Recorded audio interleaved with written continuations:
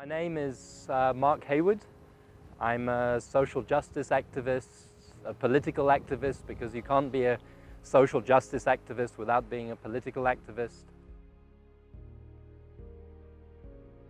I think our vision for the organization was an organization that was able to use law effectively to advance human rights, but to combine that with social mobilization, to combine it with the struggles of poor people from communities, not to use law in a way that removes law from ordinary people. And that was why, as Section 27, right from the very beginning, we wanted to work with organizations like Equal Education, like the Treatment Action Campaign, like the trade union movement, like the churches, because law is only really empowering if it is put into the hands of poor people.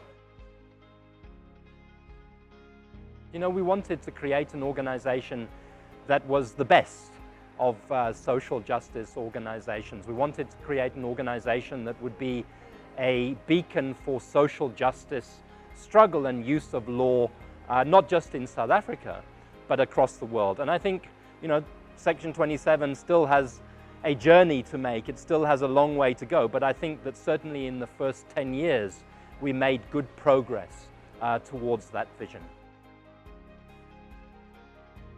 Well, I think one of the things Section 27 has to understand, and I think it does understand, is that the world in 2020 is very, very different from the world of 2010 when we set up Section 27. There's a need to rethink how we struggle for social justice. I think that law remains important, but what law can achieve changes sometimes as society changes. I think Section 27 has a hugely important role. As I said, it's become a beacon. There are people around the world who look at Section 27 to try to understand how to use law and constitutionalism and human rights and combine it with social mobilization and public education. But I won't pretend that it's easy.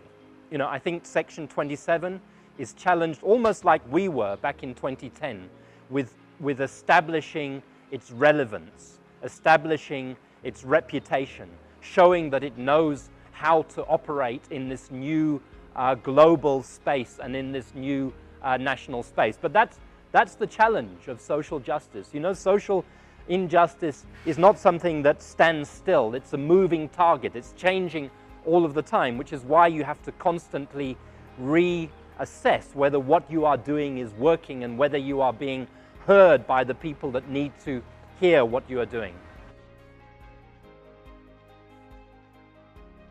One of the things we're seeing this year and last year is people's power. Again, I mean, many people feel quite despairing, many people feel depressed about the state of the world, but people's power overthrew the regime in Sudan. You know, one of the most repressive, authoritarian, dangerous regimes in the world. People's power is confronting the Chinese government on the streets of Hong Kong and has been doing it for a very long time. People's power is making itself felt in Lebanon, it's making itself felt in Latin America, it's making itself felt in other countries in Southern Africa and in Africa.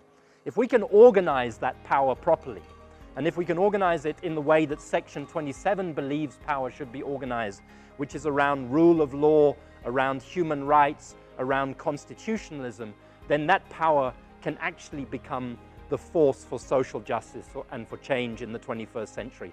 But the stakes are high, because if civil society fails, then we are going to go into a global nightmare of human rights violation and destruction and despair and war and so on and so on. So I think that Section 27 has a very exciting future, because it's an organization that can actually show that it has saved many lives, that it has bettered many lives, that it has brought about shifts of resources and money from rich people to poor people, that it's improved the health system, improved the education system. So Section 27 is an organization that has a track record.